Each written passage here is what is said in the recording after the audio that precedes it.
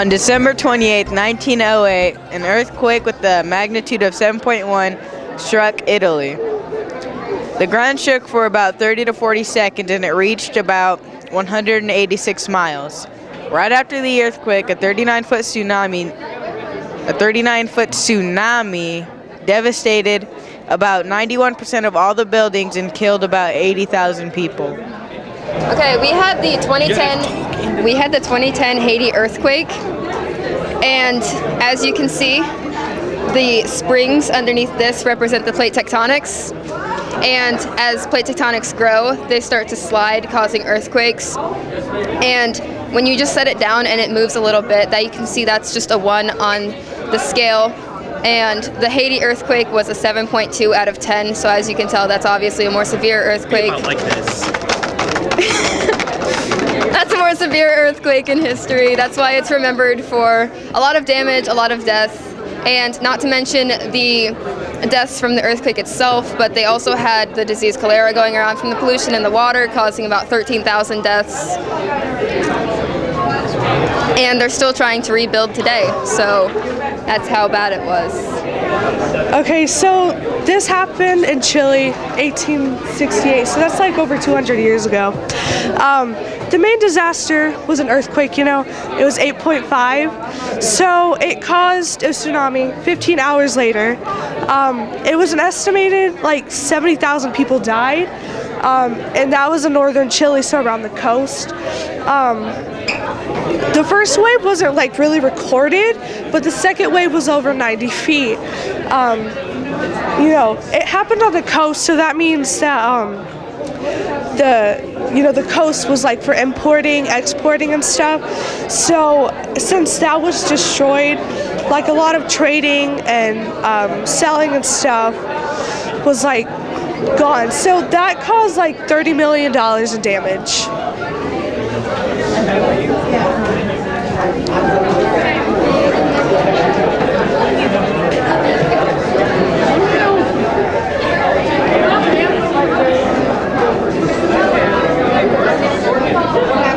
Okay, thank you. This was our disaster that we did. It happened in Colombia in 1985. When it erupted, it let down a big mud flow of a concrete consistency that covered over 4 towns and killed over 23,000 people. It happened late at night, so people were asleep when it happened, so no one evacuated. And when it did erupt, it had a pyroclastic lava flow, which is basically just a lava effect. And the type of mud flow it had was a lahar, which is just very, very thick mud flow. The Valdivia earthquake, the Nazca plate went beneath the South American plate. Here's an example.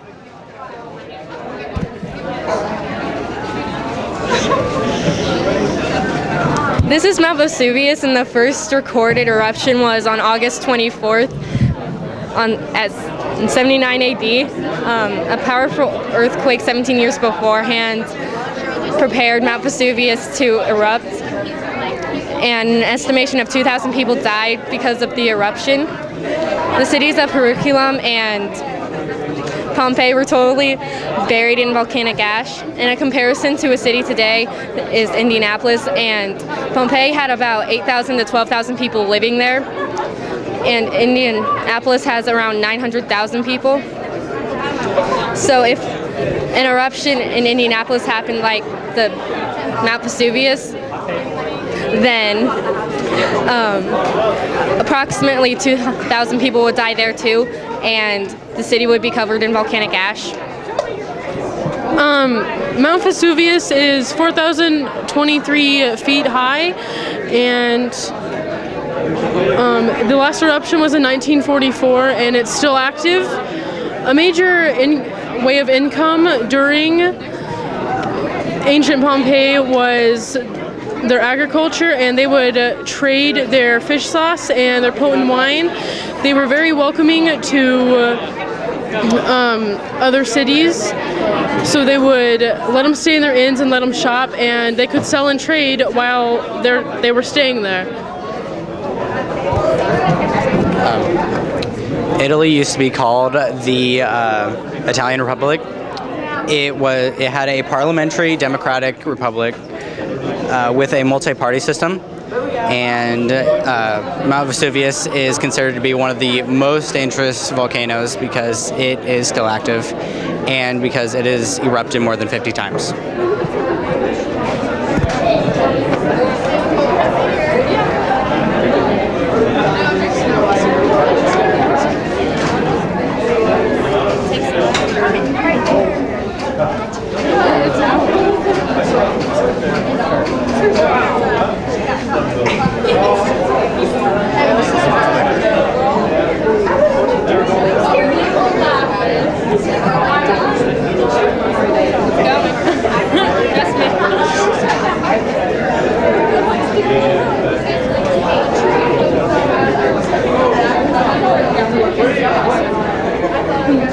There it goes.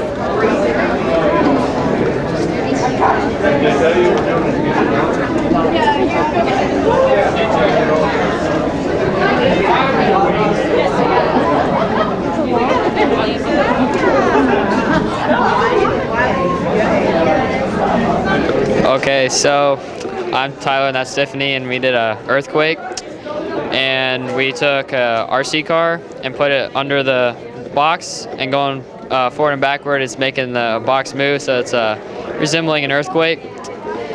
And this earthquake happened in 1964 in Alaska. It had a magnitude of 9.2, and it was the second largest earthquake ever recorded. Ours is a tsunami from the Solomon Islands. Oh, we made our model out of some pebbles, half of a milk carton, some marshmallows, and some food coloring, and some little toy animals and stuff. There you go.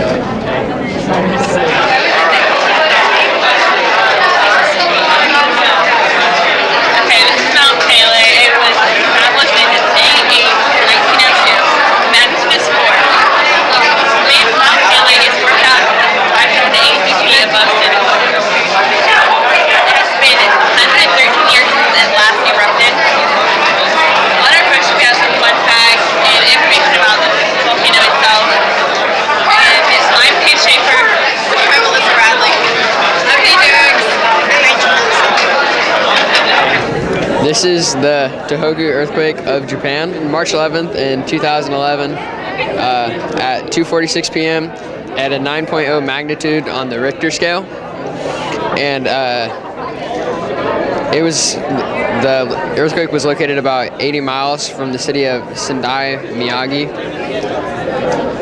And about 230,000 people lost their homes, with about 16,000 deaths. And there are about 2,500 people that are still missing. 138,000 buildings were destroyed, causing about $300 billion in damage. And this is supposed to model the plate tectonics, like in the lithosphere. So they just, they move.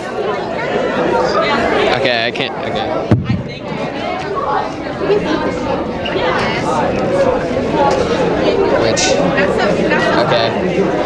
Hi, my name is Jocelyn Sweeney. This is Tegan Mars and Garrett Etchison, and this is our Krakatau Tsunami.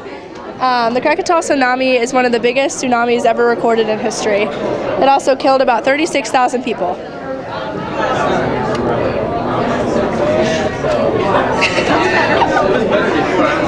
Stand right on both sides. Turn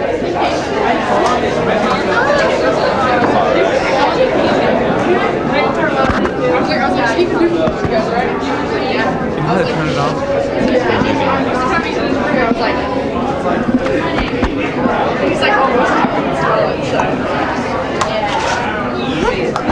Is the camera on? I got it. Why do you keep it on?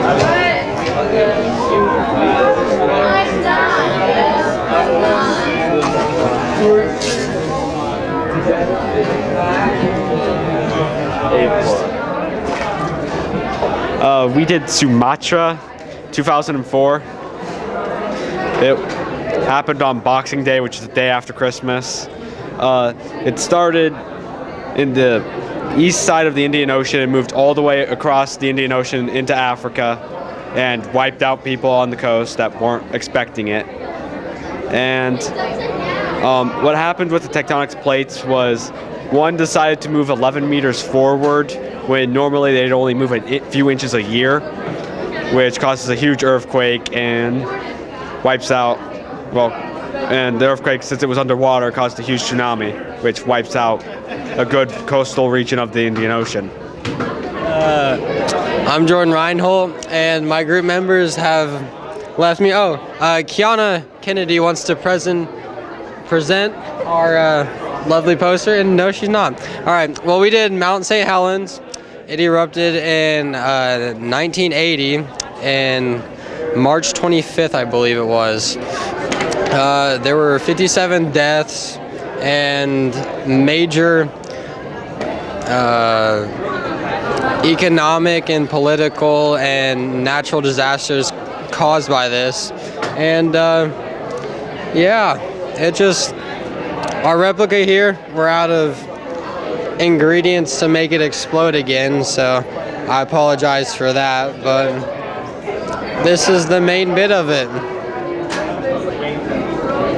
Good job. Good job, Jordan. You don't know if you deserve a present. We did Mount Kalut, Indonesia, which was a huge eruption in 1919 and had a lot of economical and political losses. And yeah.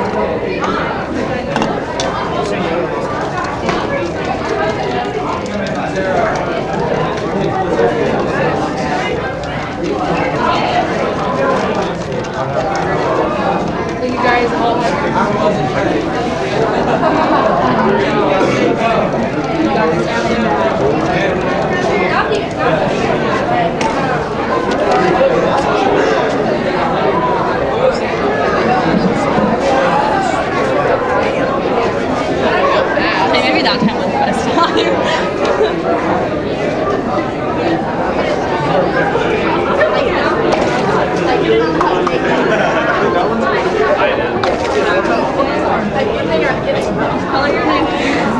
Okay.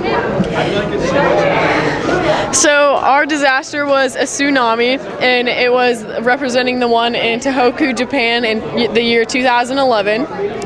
And we had two waves because there's a P wave, which is the primary wave, and then a secondary wave.